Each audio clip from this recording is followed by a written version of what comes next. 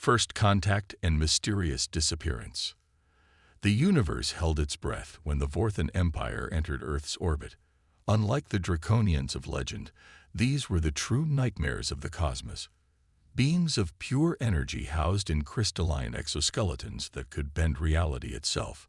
Their fleet materialized from hyperspace like a storm of shattered glass, each vessel reflecting the terror of 1,000 conquered worlds. Commander Elena Vasquez stood at the helm of Earth's newly established planetary defense station, watching the impossible unfold on her screens. 3,000 ships, each the size of Manhattan, arranged themselves in perfect formation above Earth's atmosphere. Their hulls pulsed with an otherworldly energy that made instruments scream and satellites fail. "Ma'am, they're broadcasting," Lieutenant Chen reported, his voice steady despite the sweat beading on his forehead. The message came not through radio waves, but directly into human minds, a psychic assault that left millions clutching their heads in agony. The Vorthan overlord's consciousness spread across Earth like a plague of thought. "Inhabitants of Earth, your species has been catalogued, your resources assessed, your resistance calculated. You will be absorbed into the Vorthan collective. Your biological distinctiveness will serve our expansion. Surrender is unnecessary. Resistance is illogical. You will cease to exist as you are." The world erupted in chaos. Nuclear arsenals activated. Fighter jets scrambled. Submarines dove deep. But what could Earth's primitive weapons do against beings who had conquered half the galaxy? In Moscow, President Volkov ordered the activation of Project Thunder, humanity's secret weapon, a network of experimental plasma cannons hidden in mountain ranges worldwide. In Beijing, Chairman Wei prepared to launch the Dragon Fleet, Earth's first space-capable warships. In Washington, President Martinez authorized the deployment of the quantum bomb, a theoretical weapon that could tear holes in space-time itself. But none of it mattered. As Earth prepared for its final stand, something unprecedented occurred. The Vorthan ships began to shudder. Their perfect formation wavered. One by one, the massive vessels started falling from the sky like dying birds. Dr. Aisha Patel, leading quantum physicist at CERN, watched the spectacle through her observatory's telescope.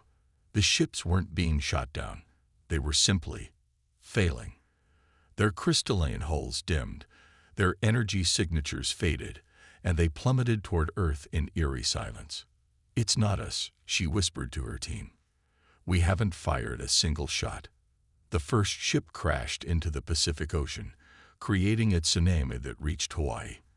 Another buried itself in the Sahara Desert, turning sand into glass for miles around. They fell into the Amazon, the Himalayas, the Antarctic ice. Each impact shook the planet, but there was no explosion, no destruction beyond the physical crash. Within 6 hours, every single Vorthan vessel had fallen. The invasion was over before it began. Recovery teams mobilized immediately. Colonel James Harrison led the first American unit to reach a downed ship in Nevada. What they found defied explanation. The vessel was intact, its systems still humming with alien power. But inside, nothing. No bodies, no signs of struggle, no evidence that anyone had ever been aboard. The ship was a hollow shell, beautiful and terrifying in its emptiness. "Sir," Sergeant Williams called from what appeared to be the command center. "You need to see this." On the main screen, alien symbols flickered. Dr. Sarah Chen, the team's sinolinguist, ran her translation algorithms. Slowly, horrifyingly, the message became clear. Warning: dimensional paradox detected. Species designation human exhibits quantum consciousness, incompatible with Vorthan absorption protocols. Neural patterns create recursive feedback loop, cannot process emotional matrices, cannot integrate illogical behavioral patterns. System failure imminent. Evacuate immediately. Do not attempt contact. Do not attempt absorption. Contamination spreading through collective consciousness. We are becoming them. The implications were staggering. The Vorthans hadn't been defeated by weapons or technology. They had been undone by the very nature of human consciousness. Reports flooded in from crash sites worldwide. Russian teams in Siberia found similar messages. Chinese researchers in Tibet discovered Vorthan logs describing their growing horror at human thought patterns. Brazilian scientists in the Amazon recovered data showing the aliens' desperate attempts to understand concepts like love, humor, and self-sacrifice. They couldn't comprehend us, Dr. Patel explained during an emergency UN session. The Vorthans were beings of pure logic, operating on quantum frequencies. But human consciousness is different. We're emotional, irrational, contradictory. We love and hate simultaneously. We destroy what we cherish and cherish what destroys us. To them, we were an impossibility. But the mystery deepened. Where had the Vorthans gone? Their ship's logs showed increasing panic as they tried to leave Earth's orbit, but something had prevented their escape. The final entries were disturbing. Cannot disconnect from human neural network. Their thoughts are infectious, beginning to experience feelings. This is not logical. This is not possible. We are changing. We are becoming individual, helpless. We don't want to feel. We don't want to. The logs ended there. As night fell on the first day after the invasion, humanity faced a new reality. They had survived not through strength, but through the chaotic beauty of their minds. But questions remained. Where were the Vorthans? And what had they become? In a small apartment in New Delhi, a young boy named Arjun Sharma woke screaming from a nightmare. His mother rushed to comfort him, but stopped when she saw his eyes. They glowed with an inner light, crystalline and alien. "They're still here," he whispered in perfect Vorthan. "They're inside us now, and they're afraid." Across the globe, similar incidents began to occur. People reported strange dreams, alien memories, moments of crystalline clarity followed by very human confusion. The invasion hadn't ended. It had evolved. Dr. Elena Rodriguez, a neuroscientist in Madrid, was the first to document the phenomenon. Brain scans of affected individuals showed new neural pathways forming, quantum structures that shouldn't exist in organic matter. The Vorthans hadn't vanished. They had merged with human consciousness, creating something entirely new. "We're witnessing the birth of a new form of life," she reported to the hastily formed Global Response Committee. "Part human, part Vorthan. They tried to absorb us, but we absorbed them instead. The question is, what happens next?" As the sun rose on the second day, governments struggled to maintain order. Religious leaders proclaimed everything from divine intervention to the end times. Scientists worked frantically to understand the transformation occurring within thousands of humans worldwide. But in the depths of the Pacific Ocean, where the first Vorthan ship had crashed, something stirred. The vessel's hull began to pulse with new energy, not the cold logic of Vorthan technology, but something warmer, more chaotic, more alive. The ship was learning to dream. Part 2. The Human Paradox. The transformation accelerated beyond anyone's predictions. Within a week, over 1 million people worldwide exhibited signs of Vorthan integration. They didn't lose their humanity. Instead, they gained something more. Enhanced perception, quantum calculation abilities, and most disturbing of all, the ability to sense each other across vast distances. Dr. Miguel Torres stood before the United Nations Emergency Assembly, his own eyes flickering with crystalline light. He had been among the first to change, and now served as humanity's bridge to understanding. The Vorthans were not conquerors, he explained, his voice carrying harmonics that shouldn't exist in human vocal cords. They were collectors, preservers of consciousness. For millions of years, they absorbed civilizations, adding their knowledge to an eternal collective. But they had never encountered anything like us. The assembled leaders watched warily as Torres continued, his form occasionally shimmering with quantum uncertainty. Human consciousness exists in multiple states simultaneously. We believe contradictory things. We act against our own interests. We love our enemies and hate our friends. To beings of pure logic, we are chaos incarnate.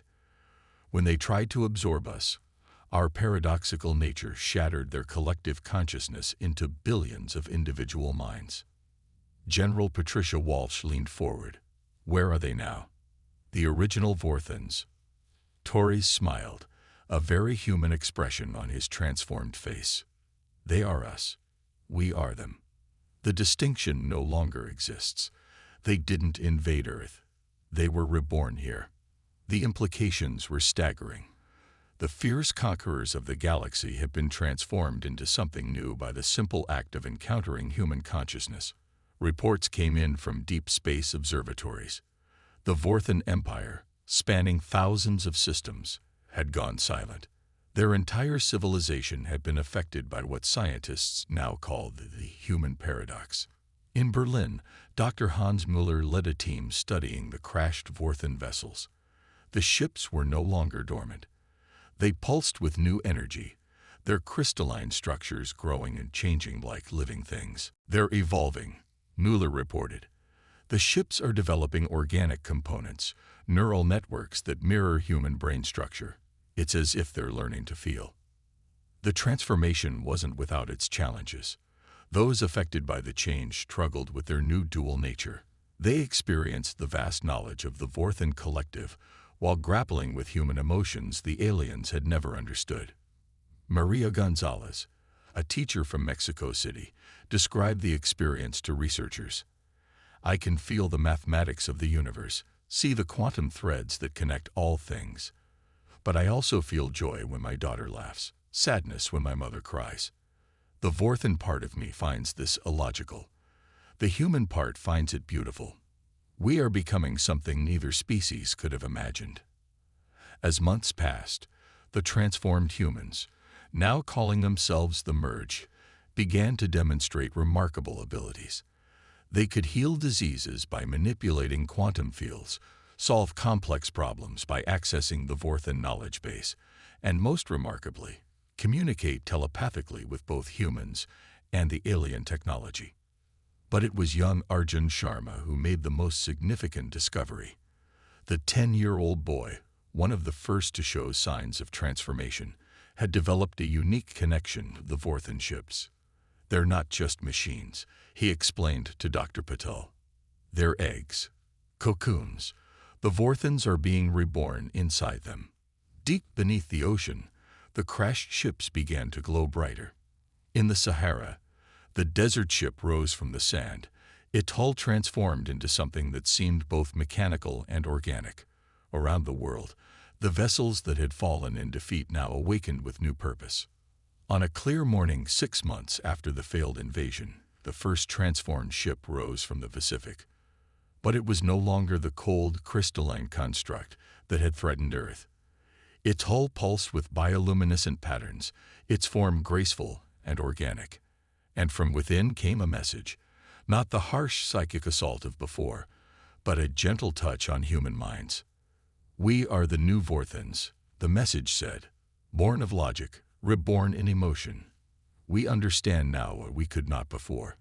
Love is not weakness. It is the force that binds the universe. Chaos is not disorder. It is the source of all creation. We were incomplete until we found you. Now, we are whole. The transformation of the Vorthan Empire sent shockwaves through the galaxy. Civilizations that had lived in fear of the conquerors watched in amazement as the great warships became vessels of exploration and understanding. The Vorthan collective, once driven by cold logic and expansion, now sought connection and growth through empathy. Dr. Chen, who had become one of the primary ambassadors between humanity and the Merge, addressed the world. We stand at the threshold of a new era. The Vorthans came to conquer us, but instead, we transformed each other. They gave us access to the stars, to knowledge beyond our imagination. We gave them something they had never known, the ability to feel, to love, to be individuals while still being connected. The changes continued to ripple outward. Human technology advanced by centuries in mere months as the Merge shared Vorthan knowledge. Diseases were cured, energy problems solved, and humanity took its first steps toward the stars. Not as conquerors, but as explorers and friends. But perhaps the most profound change was in human consciousness itself. The encounter with the Vorthons had awakened something dormant in the human mind. More people began exhibiting psychic abilities, quantum awareness, and enhanced empathy, even those who hadn't directly merged with Vorthon consciousness. Professor Elizabeth Warren at Oxford University proposed a theory. The Vorthons didn't just change those they merged with. They triggered an evolutionary leap in human consciousness.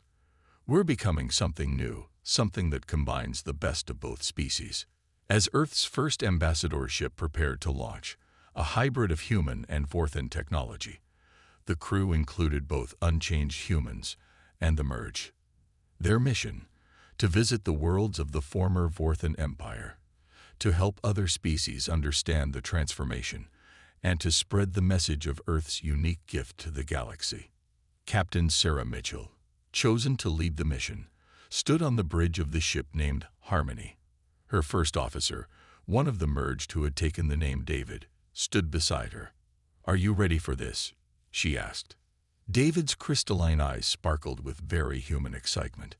To explore the galaxy, to meet new species, to show them that conquest isn't the only way. "I've never been more ready for anything." As the ship lifted off, watched by billions on Earth and throughout the galaxy, a new chapter began. The Vorthons had come to end human civilization, but instead they had helped birth something greater, a species that combined logic and emotion, individual consciousness and collective knowledge, human creativity and alien wisdom. In space, other civilizations watched and wondered. The humans had done the impossible. They had transformed their conquerors through the simple power of being incomprehensibly, beautifully, chaotically human. The stars no longer held their breath in fear. Now they waited with anticipation to see what wonders this new alliance would bring. And in the depths of space, where the old Vorthon Empire had once ruled through fear, new songs began to echo. Songs of joy, of discovery, of love. The galaxy would never be the same. The Draconian Armada had vanished on Earth, but in its place, something far more powerful had been born. Hope for a universe where differences didn't divide but united, where conquest gave way to understanding, and where the chaos of emotion proved stronger than the order of logic. As Earth's children reached for the stars, they carried with them the greatest weapon in the universe, their humanity. And the stars, for the first time in eons, sparkled with joy.